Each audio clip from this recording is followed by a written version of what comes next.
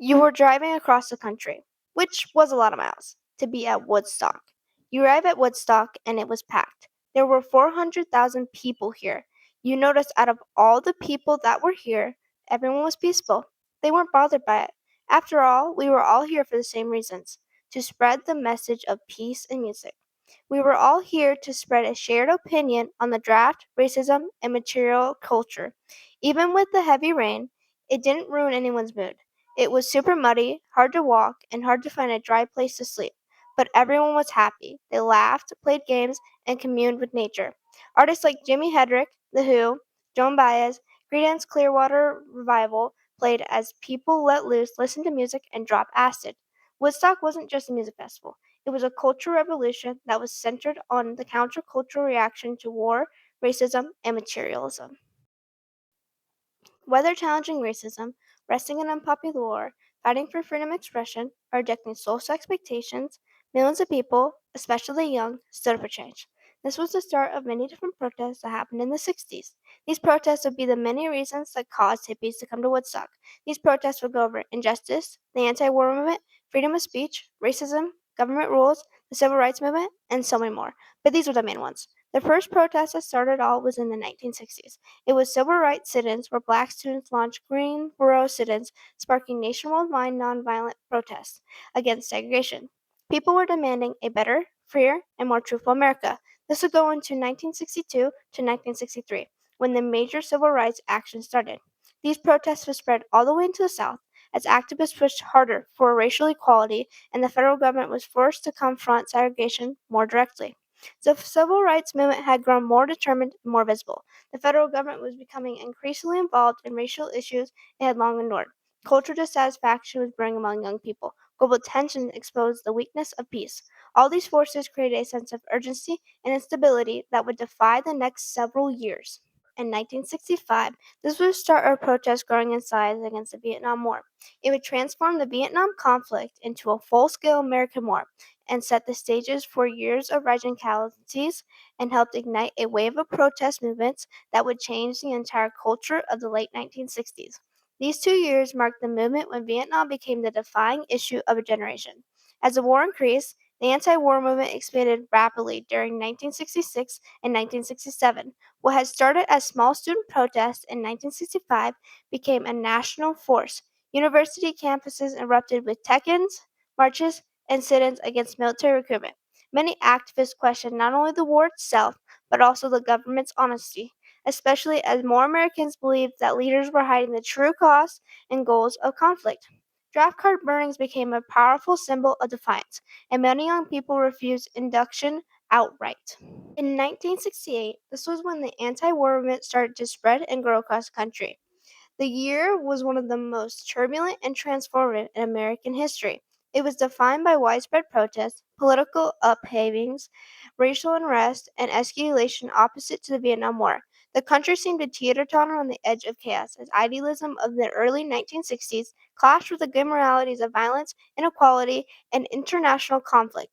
By the end of the year, Americans had witnessed assassination, riots, student uprising, and controversial presidential elections that would dramatically reshape politics and culture. In 1969, this marked both the peak and the symbolic accumulation of social, political, and cultural disturbance that had defined the 1960s.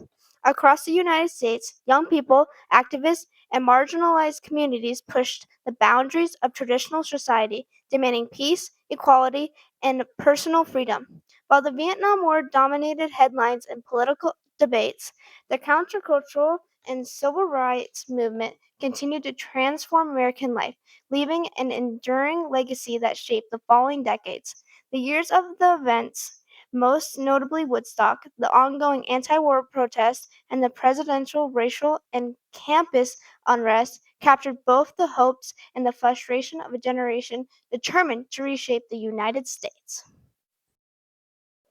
Every major protest in the 1960s, civil rights marches, student strike, freedom of speech movement, all started to become one huge anti-war movement.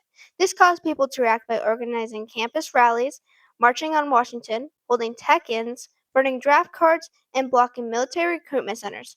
Music also became a cultural reaction as singers responded to Vietnam War by writing songs that expressed grief, anger, and disbelief. Jimi Hendrix's song is a distorted version of the national anthem to symbolize violence of war, hypocrisy of loyal expression, and a cry for change. This reaction caused music to become a weapon for the truth, not violence.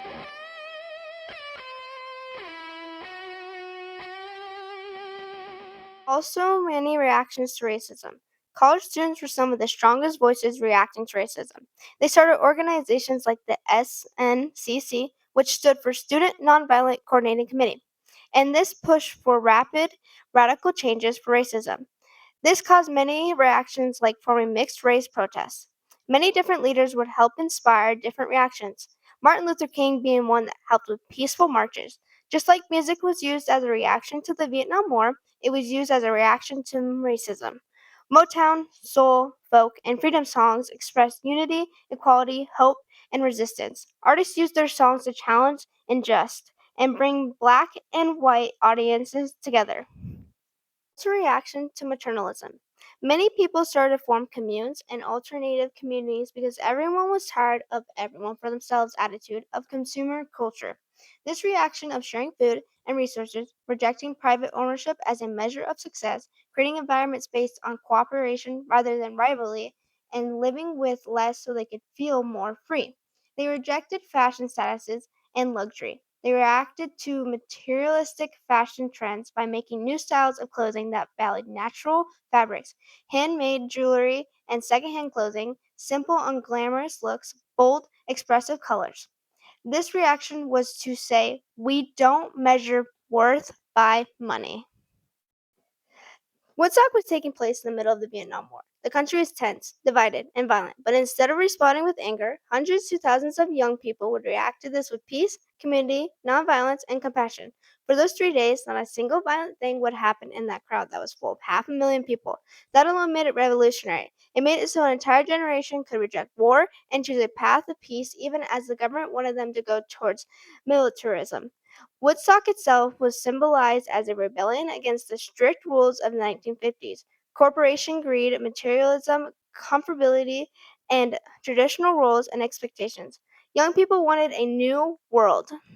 Their own world around freedom, expression, art, music, and love. Woodstock got turned from a paid event to a gathering as communal that was free. Thousands of people would share food, blankets, medicine, and shelter. It was a challenge to society obsessed with buying and owning. Even with the country still struggling with segregation, Woodstock painted a picture of what America could look like without racism. They integrated crowds where black and white people came together, even with the artists of different races together on stage. Even with racism still deeply embedded into daily life, Woodstock still came together with races. The unity Woodstock would make changed how music was forever. They weren't just performances happening, but it was art fused with politics. Like Joe Baptiste performed while her husband was in jail, all because he resisted the draft. Woodstock was revolutionary because it rejected so many problems. It became a symbolized heart of the 1960s, a living, breathing revolution built on peace, love, and resistance. While Woodstock wasn't an isolated event and the protests were connecting the other actions, it brought everyone together and connected them deeply. The connection was a movement by a generation that was demanding justice, truth, and change. From civil rights sit ins all the way to the massive Vietnam demonstrations, young people challenged racism, questioned the government, and rejected violence as a solution to conflict. This would go into culture, music, fashion, and everyday life, transforming what people know as art into protest. Woodstock would always be something more than just a festival. It was a political and cultural movement against war, racism, and materialism. Woodstock would always embody peace, equality, and creative freedom that went up against the government and other systems of power. It had a message that music could show and tell how our world was getting bad, and to show how 500,000 people could come together and change the social activism, youth identity, and global protest of today's culture.